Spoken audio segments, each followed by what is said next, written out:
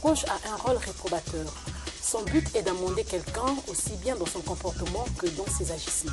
Mais il n'en demeure pas moins que le moment et les circonstances de sa formulation jouent un rôle fondamental dans sa réussite. En d'autres termes, lorsqu'un reproche est intempestif ou mal formulé, il peut être cause de beaucoup d'incompréhension et de tumultes allant jusqu'à la cassure du foyer.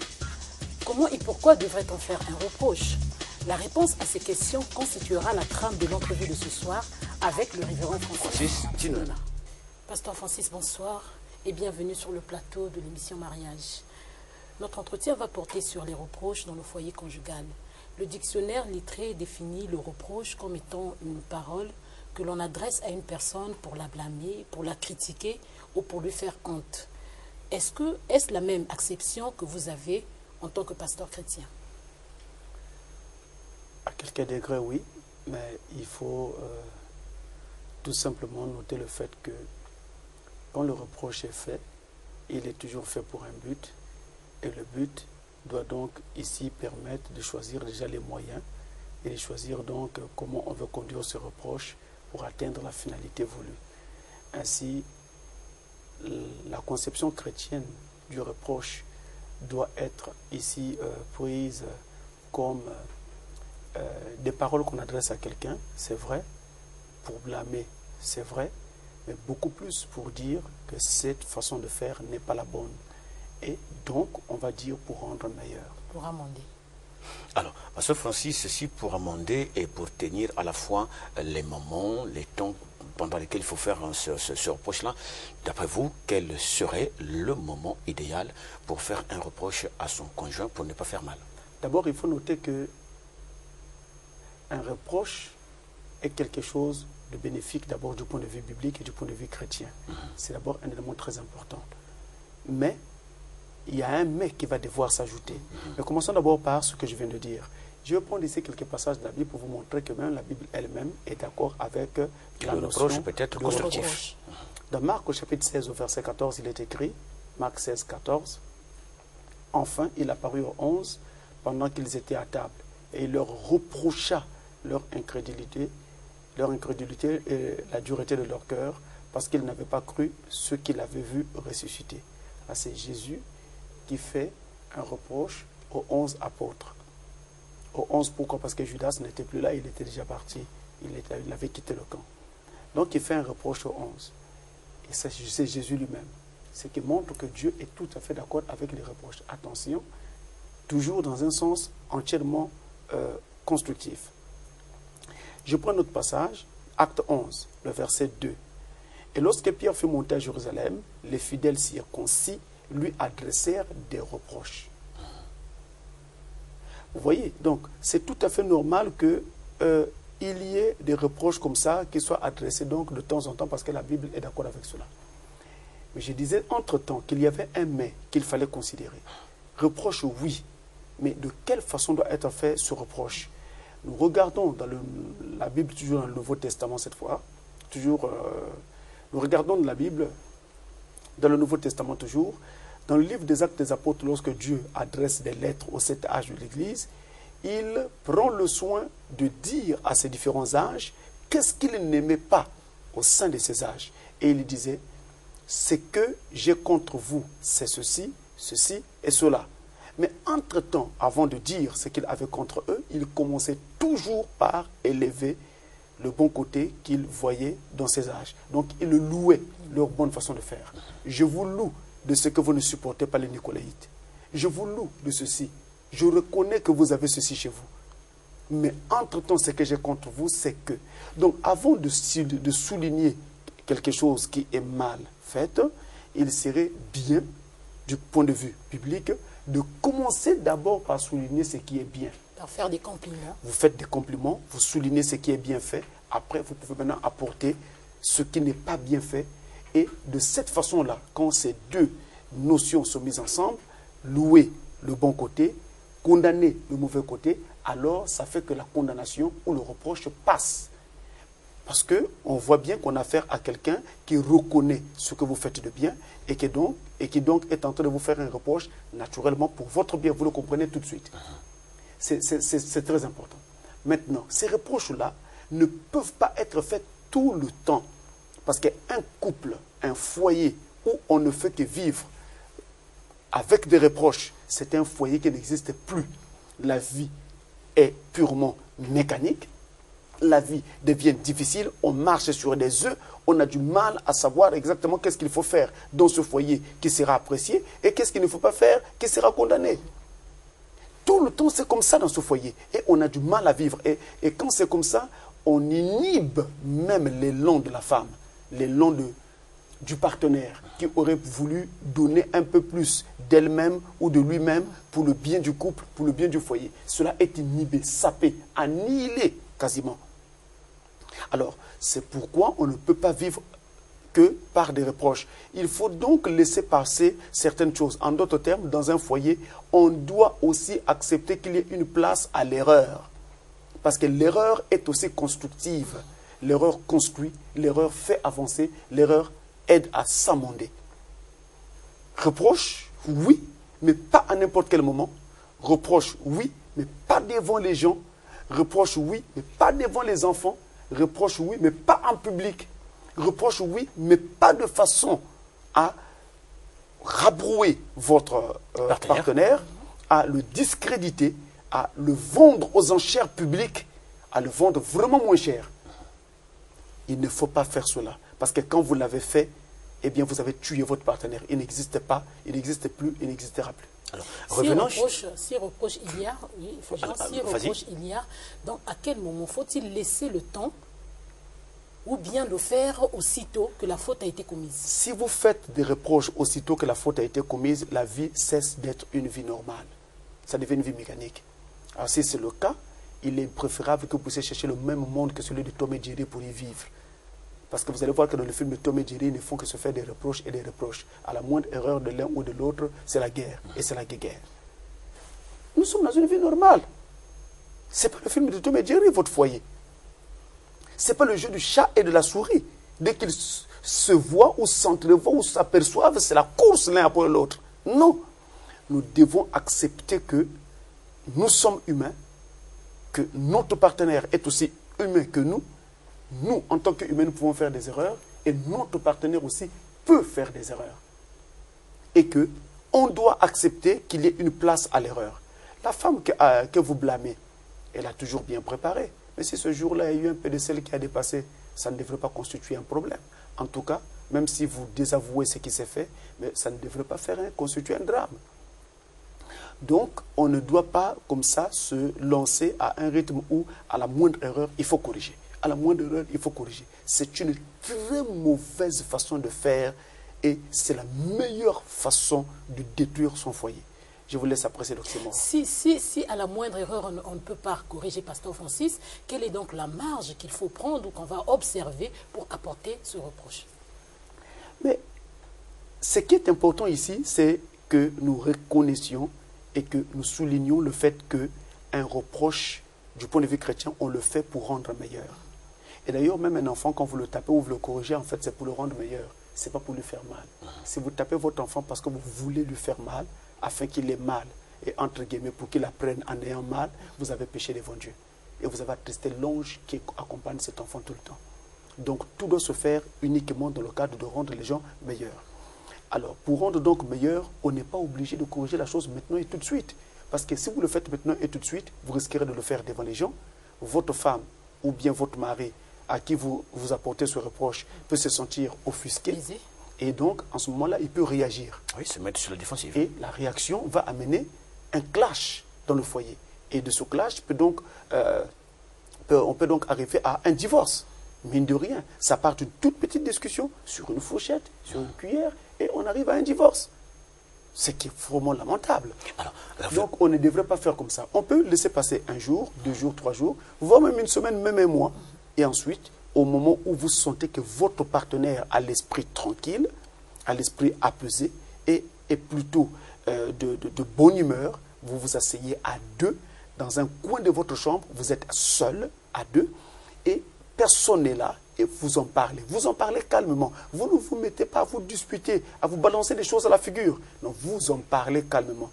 Non, dernièrement, nous étions en train de faire ceci et tu avais dit ça ou tu avais posé tel acte. vraiment, ça m'avait fait beaucoup mal. Je n'avais pas apprécié. Voici ce que la parole de Dieu dit. Voici ce que je souhaiterais que nous fassions pour que notre couple vive mieux. Vous voyez, le langage est tout à fait doux, le langage est tout à fait ténu, et même l'esprit dans lequel vous parlez, c'est un esprit de conciliation, un esprit de construction. Cela demande beaucoup de maturité. Mais on ne peut pas aller faire un foyer si on n'est pas mature. Vous êtes un petit jeune premier, vous voulez faire un foyer, ça veut dire quoi? Il faut être mature avant d'aller faire un foyer. La même chose, si vous avez un enfant qui a été, s'est retrouvé en grossesse, elle n'a pas encore de maturité, ne connaît rien de la vie, vous prenez, vous allez jeter dans un foyer, vous sacrifiez votre enfant. Vous sacrifiez votre enfant. On ne doit pas faire ça. Le couple demande la maturité. Regardez, un couple, un foyer, c'est la colonne vertébrale de l'Église et c'est aussi la colonne vertébrale d'une nation. Une Église est faite d'adeptes. Et ces adeptes-là vivent dans des foyers. Donc, même si les parents, papa et maman ne viennent pas dans cette église, mais l'enfant qui vient à l'église, là, il est dans un foyer. Et donc, ce qui fait que, si déjà depuis le foyer, l'enfant est parfaitement tenu, correctement tenu, et dans le foyer, il y a une certaine discipline qui règne, un certain ordre de vie, les gens ont leur tête sur leurs épaules, eh bien, ça fera que l'église aussi avance correctement. On ne viendra pas dans l'église pour épier la liberté des uns et des autres. On ne viendra pas à l'église pour s'ingérer dans les affaires d'autrui. On ne viendra pas à l'église pour voler. Parce que vous êtes déjà dans un foyer sérieux, rigoureux, où la vie est parfaitement cadrée. Et c'est la même chose dans un foyer. Quand vous sortez d'un foyer correct, mais en mettant le pied hors du foyer, vous êtes dans la rue, vous êtes à l'école, vous êtes au travail. Mais au travail, dans la rue et à l'école, vous êtes la prolongation de votre famille. Vous êtes la publicité de votre famille. Et j'ai toujours dit qu'on ne doit pas faire honte au nom de sa famille, au nom de son père. Parce que quand vous irez poser un forfait à l'extérieur, on dira un tel a fait. Et automatiquement, on fait le corollaire. De quelle famille est-il? Qui est-il? Donc, il n'y a pas que vous qui êtes sali. Il y a aussi votre femme, vos enfants. Et il y a aussi votre famille. Votre père, votre mère et vos frères et sœurs sont tous salis par cette situation.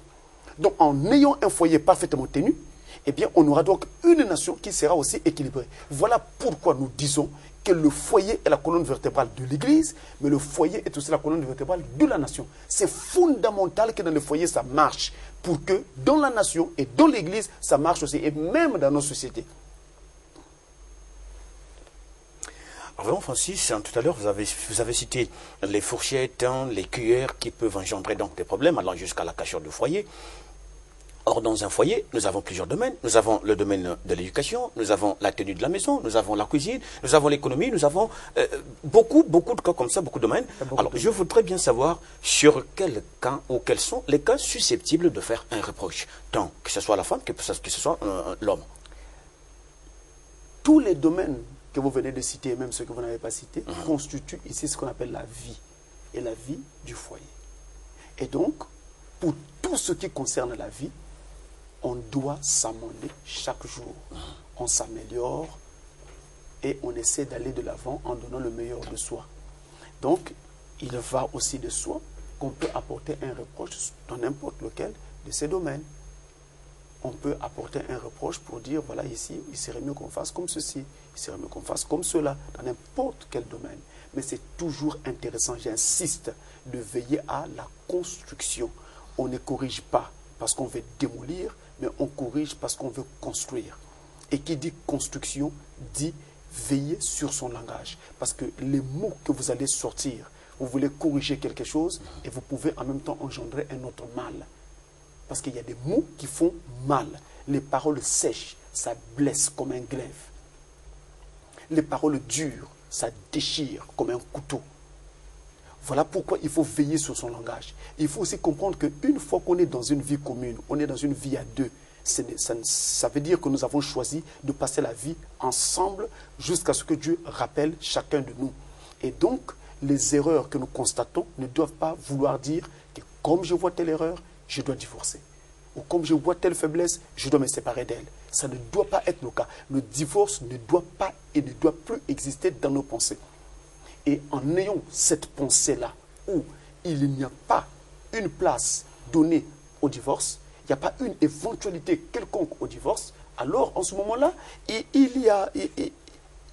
la vie se vivra mieux. Tout ce que je dirai à mon partenaire, je le dirai parce que je veux qu'elle devienne meilleure. Parce que je veux que mon partenaire devienne meilleur et que le foyer vive en ayant l'harmonie nécessaire. Mais pourquoi attendre seulement qu'il y ait des reproches? On peut aussi anticiper. On peut avoir une réaction proactive. Donc, on agit en avance. C'est-à-dire, on prévient les mots avant que les mots n'apparaissent. En faisant quoi? En veillant tout simplement au dialogue. Si vous parlez, si vous avez l'habitude de partager, de dialoguer, d'échanger, il n'y aura pas de problème dans le foyer. Et vous verrez que même les reproches passeront facilement. Vous avez dénoncé le fait de faire des reproches devant les parents, devant les voisins. Or, vous avez des partenaires qui, lorsque vous êtes à deux, n'écoutent pas, ne supportent pas les reproches. N'est-il pas mieux de le faire devant les gens pour les amener finalement à comprendre, à écouter? C'est-à-dire à faire intervenir une tierce personne qui vous assiste pendant que vous reprochez. Bon, très bien. Quand vous voulez faire intervenir une tierce personne, cela veut dire que vous reconnaissez déjà votre faiblesse. La faiblesse de celui qui veut reprocher. Oui. C'est-à-dire qu'il n'est pas capable de... incapable de tenir votre foyer, de conduire votre foyer. Donc, c'est aussi une preuve d'immaturité. Vous le faites une fois, une deuxième fois, une troisième fois, une énième fois. Vous avez perdu votre autorité dans ce foyer-là. C'est terminé pour toujours. Votre femme, si c'est elle qui est concernée, ne vous écoutera plus jamais. Parce qu'elle sait que cet homme n'a pas d'autorité. Il parle dans le vide, il parle en l'air, mais il ne fera rien.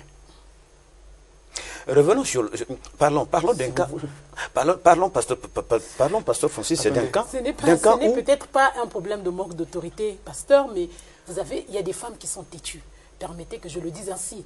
Et donc, pour l'homme, c'est mieux peut-être de parler devant sa mère ou devant son papa pour l'aider à mieux comprendre. Lorsqu'il y a eu... Lorsqu'il y a eu récidive, pasteur... C'est comme si vous étiez aussi en train d'encourager les hommes à donner quelques gifles à leurs femmes. Je n'encourage pas cela, pasteur. Mais quand on est trop têtu, il faut essayer de ramollir. Je sais pas.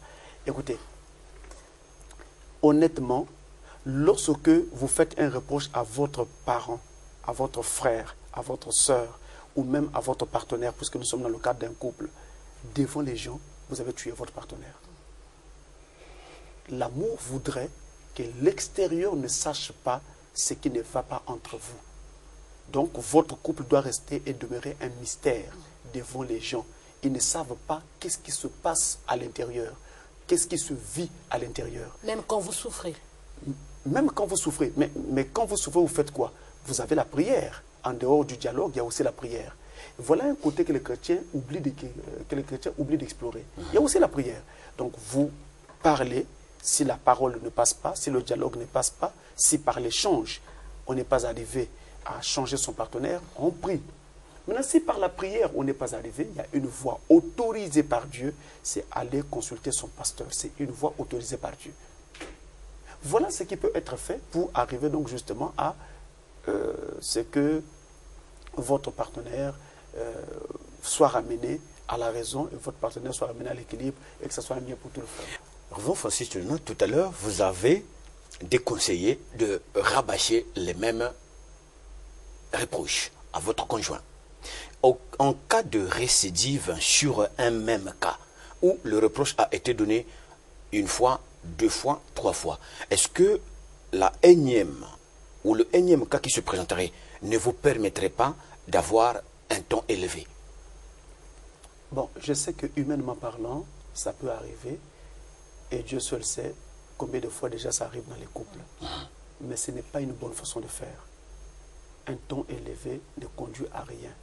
Mais un ton élevé peut conduire à la violence. Et la violence, elle commence d'abord par être verbale avant de devenir physique. En général, quand une violence physique est manifestée, eh bien, elle commence toujours par une violence verbale. Donc, on peut éviter ça. Ce n'est pas une bonne façon de faire. Ne pensez pas que pour vous faire écouter, il faut que vous haussiez le ton. Ce n'est pas nécessaire. Au contraire, pour se faire écouter, il faut plutôt utiliser la sagesse. Utiliser des mots appropriés, utiliser un langage approprié, utiliser des exemples tout à fait adaptés pour amener à la compréhension.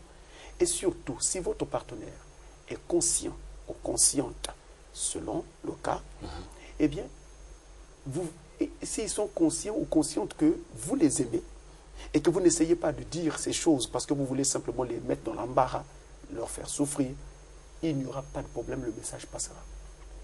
Maintenant, quand vous dites, On a parlé une fois, on a parlé une deuxième fois, une troisième fois, une énième fois, ça ne passe toujours pas. Eh bien, continuez maintenant à attendre en prière que Dieu touche votre partenaire et change votre partenaire. Mais vous n'allez pas vous séparer parce qu'il y a un point sur lequel vous ne vous entendez pas. À ce moment-là, on s'abstient carrément des reproches.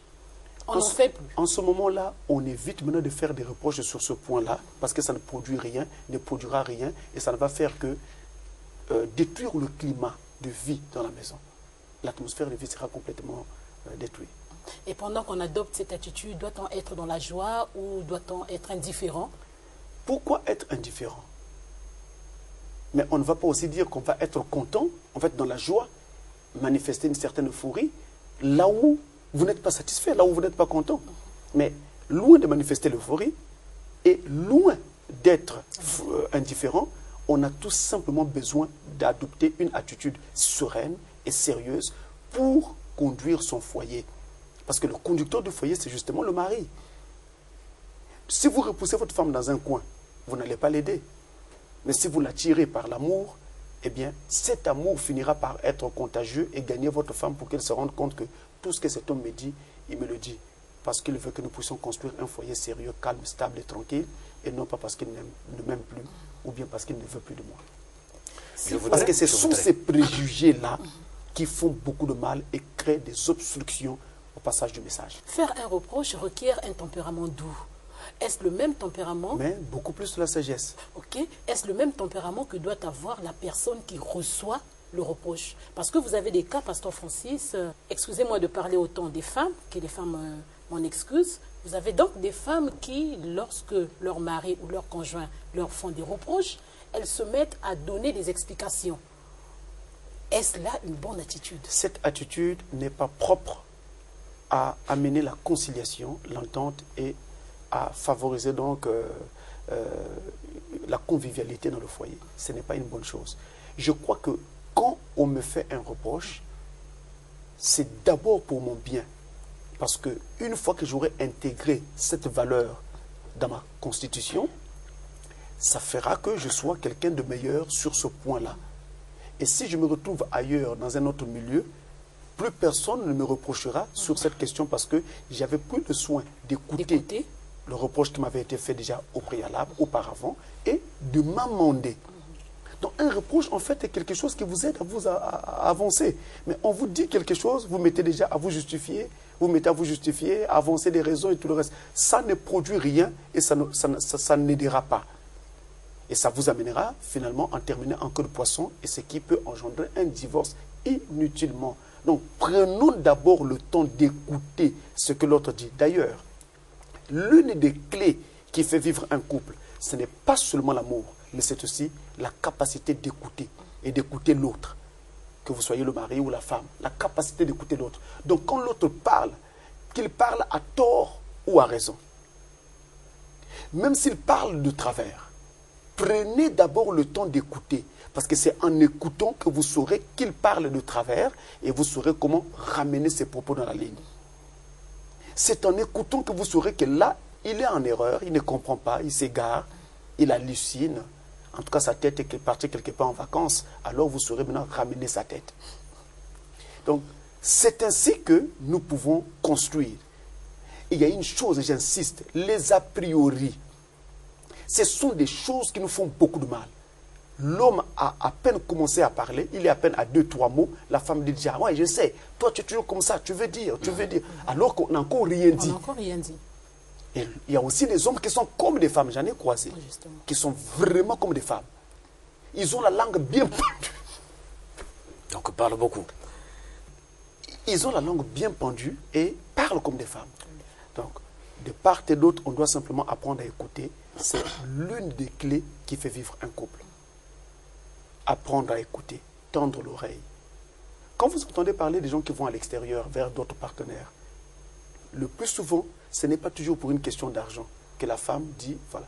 La question d'argent existe bien sûr, mais ce n'est pas toujours pour l'argent que la femme va chercher un partenaire à l'extérieur. Ou pour une question de sexe. Mais c'est aussi, et j'ai presque envie de dire surtout, parce qu'elle n'a pas en face d'elle, quelqu'un capable d'écouter. Quelqu'un qui est capable de l'écouter, qui est capable de prêter l'oreille à sa voix, qui est capable d'être attentionné sur elle et donc de prêter attention Attention. à ses problèmes, à sa situation. Une femme qui trouve une oreille attentive, eh bien, en général, cette femme-là donne son cœur à cet homme. Il y a plusieurs cas dans les foyers où lorsqu'on fait un reproche, celui ou celle à qui on fait un reproche commence à vous compter le nombre de fois que vous-même vous avez commis des erreurs. Et donc, du coup, vous commencez comme à faire la parité des erreurs de sorte que le reproche que vous me faites, en fait, il est annulé dans la mesure où vous-même, vous n'êtes même pas capable d'être parfait. Bon, est-ce que vous pensez que c'est un foyer qui peut se construire dans une telle circonstance? Le chef du foyer était censé briller par l'exemple. Déjà, ça, c'est un fait, indéniable d'ailleurs. Mais il faut noter qu'un reproche qui m'est fait, qui m'est adressé, est d'abord quelque chose qui est fait pour mon bien. Et donc, je devrais plutôt bien accueillir la chose parce que ça ajoute à mon système de valeurs et me permettra alors de pouvoir être meilleur dans le domaine dans lequel j'ai eu ce reproche. Et ça permet de s'amender. On ne devrait vraiment pas refuser un reproche. Pasteur Francis, juste deux petites questions avant de mettre un terme à notre entretien. Que faire quand on se sent menacé, culpabilisé, frustré par des reproches de son partenaire? Je crois qu'il faut trouver un temps où vous vous asseyez, vous êtes à deux, et vous faites comprendre à votre partenaire que vous n'appréciez pas cette façon de faire et que cela est en train de vous tuer. Si le message passe, gloire à Dieu. Si le message ne passe pas, vous vous en remettez à Dieu pour que le Seigneur s'en souvienne. Donc vous priez. À défaut, vous pouvez aussi consulter votre pasteur pour lui faire remarquer ce qui est devenu récurrent dans votre foyer et lui dire combien vous n'appréciez pas cette façon de faire. Et je tiens aussi à souligner qu'on ne doit jamais vivre dans un foyer en faisant des reproches sur tout et sur rien. Pour une épingle qui est tombée sur la table, on reproche. Trop de reproches tue l'amour. Pour ceci ou pour cela, vraiment, on reproche. Ça tue l'amour, justement. Ça tue la vie dans le foyer. Même les enfants ne sauront plus sur quel pied danser dans ce foyer-là. Or, un foyer est censé être d'abord un milieu de vie où la convivialité règne. On se sent à l'aise. Et quand on sort du stress de la rue, du stress du travail et du stress de l'école, on peut venir se ressourcer à la maison, se refaire à la maison. Mais il faut que dans cette maison règne une atmosphère de bonne entente, une atmosphère bon enfant. Mais si ce n'est pas le cas, à la moindre erreur, moindre chose reproche. Mais non, attendez, nous sommes des êtres humains. Il faut qu'il y ait une place à l'erreur. Nous comprenons que trop de reproches tuent l'amour. Est-ce que pour éviter cela, on peut dire à son conjoint qu'on en a marre de ses reproches? On ne peut pas aller dire à son conjoint, comme ça, lui balancer à la figure qu'on a marre de ses reproches. Non, on doit plutôt lui dire que non, cette façon de faire est en train de beaucoup déranger, c'est tout. Pasteur Francis, merci. C'est bon. C'est la fin de notre entretien qui a porté sur les reproches dans le foyer conjugal. Merci de nous avoir suivis. Au revoir et à bientôt sur Canal C.